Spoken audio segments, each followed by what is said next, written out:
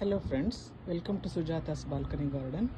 ನೋಡಿ, ಇವತ್ತು ನನ್ನ ಟೆರೆಸ್ ಗಾರ್ಡನಲ್ಲಿ ಎಷ್ಟೊಂದು ಹೂ ಬಿಟ್ಟಿದೆ.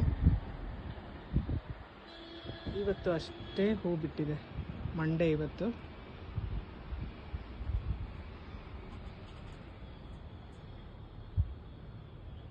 ಎಷ್ಟು ದೊಡ್ಡ ದೊಡ್ಡ ಹೂಗಳು ಬಿಟ್ಟಿದೆ ನೋಡಿ.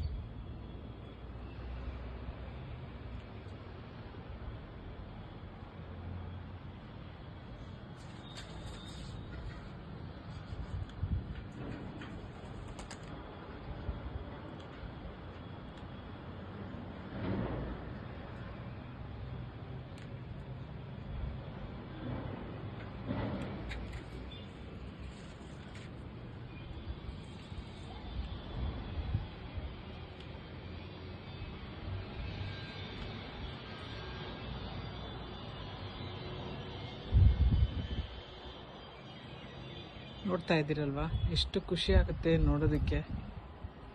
ಎಷ್ಟು ಕ್ವಾಂಟಿಟಿನಲ್ಲಿ ಹೂ ಬಿಟ್ಟಿದೆ.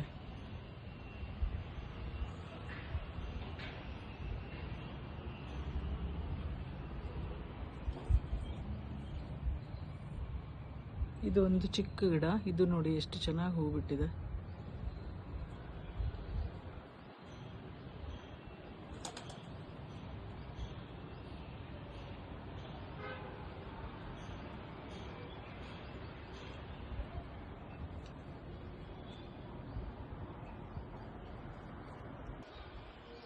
ಇದು ನೋಡಿ, ಯೆಲ್ಲೋ ಕಲರು ಅಷ್ಟೇ ಹೂಗಳು ಬಿಟ್ಟಿದೆ ಇವತ್ತು.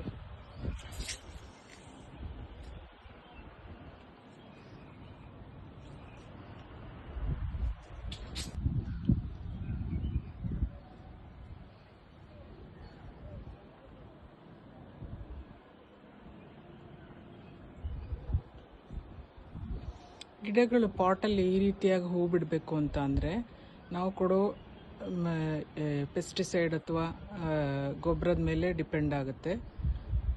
ಮಣ್ಣಲ್ಲಾದರೆ ಅದಕ್ಕೆ ನ್ಯೂಟ್ರಿಯೆಂಟ್ಸ್ ಎಲ್ಲ ಸಾಕಷ್ಟು ನೆಲದಲ್ಲೇ ಸಿಗ್ತಾ ಇರುತ್ತೆ. ಆದರೆ ಪಾಟಲ್ಲಿ ನಾವು ಏನಾದರೂ ಒಂದು ಗೊಬ್ಬರಗಳನ್ನ ವೀಕ್ಲಿ ಒನ್ಸ್ ಕೊಡ್ತಾನೆ ಇರಬೇಕು. ಆವಾಗ ಮಾತ್ರ ಈ ಥರ ಹೂಗಳು ಬಿಡೋಕ್ಕೆ ಸಾಧ್ಯ.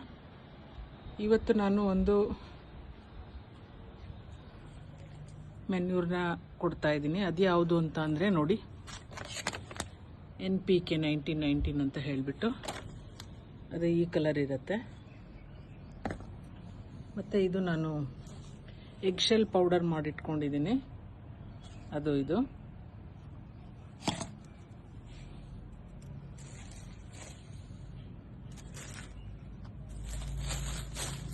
ಮತ್ತು ಇದು ನೋಡಿ, ash powder, wood ash powder.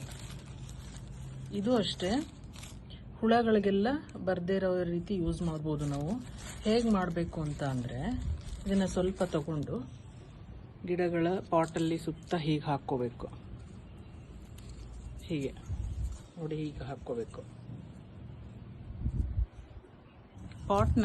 ಪಾಟಲ್ಲಿ ಯಾವಾಗಲೂ ಮಣ್ಣನ್ನು ನಾವು ಈ ರೀತಿ ಕೆತ್ಕೋತಾ ಇರಬೇಕು. ವೀಕ್ಲಿ ಒನ್ಸ್ ಆದರೂ ಮಣ್ಣನ್ನು ಲೂಸ್ ಮಾಡ್ತಾ ಇರಬೇಕು. ಹೀಗೆ ಆವಾಗ ಗಿಡಗಳು ಚೆನ್ನಾಗಿ ಬರುತ್ತೆ. ಹೀಗೆ ಲೂಸ್ ಮಾಡ್ಕೋತಾ ಇರಬೇಕು. ಅಟ್ಲೀಸ್ಟ್ 15 ಡೇಸ್ ಒನ್ಸ್ ಆದ್ರೂ ನಾವು ಹೀಗೆ ಲೂಸ್ ಮಾಡ್ಕೋತಾ ಇರಬೇಕು.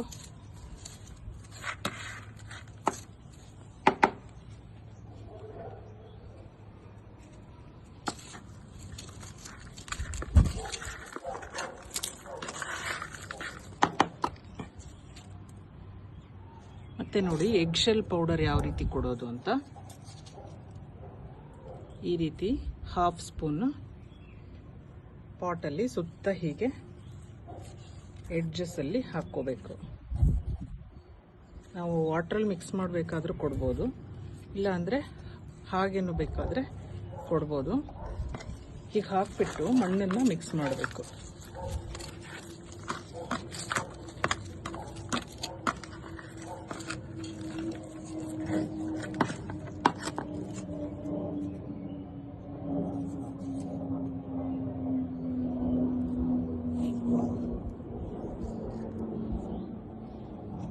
ಇದಕ್ಕೆ ನಾನು ಬೆಕೋಸಲ್ಸ್ B ಕಾಂಪ್ಲೆಕ್ಸ್ ಅಂತ ಇದೆಯಲ್ಲ ಟ್ಯಾಬ್ಲೆಟ್, ಅದನ್ನು ಹಾಕಿದ್ದೀನಿ, ಪೌಡರ್ಗೆ ಮಿಕ್ಸ್ ಮಾಡಿದ್ದೀನಿ.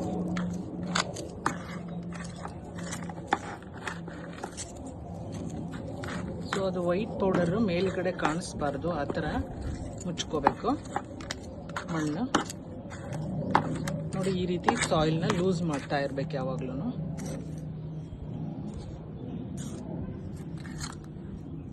ಮತ್ತೆ ಇದು NPK, ಇದು ಅಷ್ಟೇನೆ ½ ಸ್ಪೂನ್ ಇಷ್ಟು ಕೊಟ್ರೆ ಸಾಕು. ಇಷ್ಟು ದೊಡ್ಡ ಪಾಟ್ಗೆ, ಇದು 8 ಇಂಚಸ್ ಪಾಟ್, ಇದು ಇಷ್ಟು ದೊಡ್ಡ ಪಾಟ್ಗೆ ಇಷ್ಟು ಸುತ್ತ ಹಾಕೊಂಡ್ರೆ ಸಾಕು.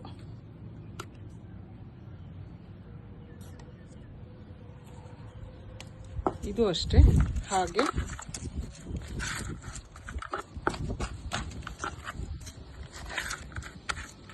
ಸಾಯಿಲ್ನ ಲೂಸ್ ಮಾಡಬೇಕು.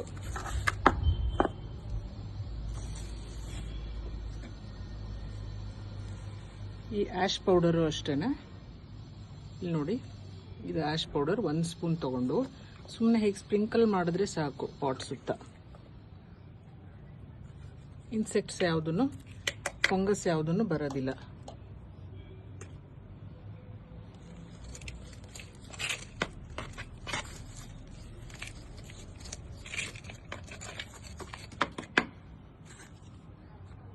ಈ ಥರ ನೋಡಿ, ಗಿಡದಲ್ಲಿ ಯಾವುದೇ ರೀತಿ ಕಳೆಗಳು ಇರಬಾರ್ದು. ಕಳೆನ ತೆಗಿತಾ ಇರಬೇಕು ಯಾವಾಗ್ಲೂ. ಆವಾಗ ನೀವು ಎಷ್ಟು ಬೇಕು ಹೂಗಳನ್ನ ಅಷ್ಟು ಪಡ್ಕೋಬಹುದು. ಹೆಲ್ದಿಯಾಗಿರುತ್ತೆ ಗಿಡಗಳು. ನಾವೆಷ್ಟು ನ್ಯೂಟ್ರಿಯೆಂಟ್ಸ್ನ ಹೊರಗಡೆಯಿಂದ ಕೊಡ್ತಾ ಇರ್ತೀವಿ, ಅಷ್ಟು ಚೆನ್ನಾಗಿ ಗಿಡಗಳು ಬೆಳೀತಾ ಇರುತ್ತೆ. ಇದಕ್ಕೂ ಅಷ್ಟೇ ಎಗ್ ಶೆಲ್ ಪೌಡರ್ ಹಾಕ್ತಾ ಇದ್ದೀನಿ.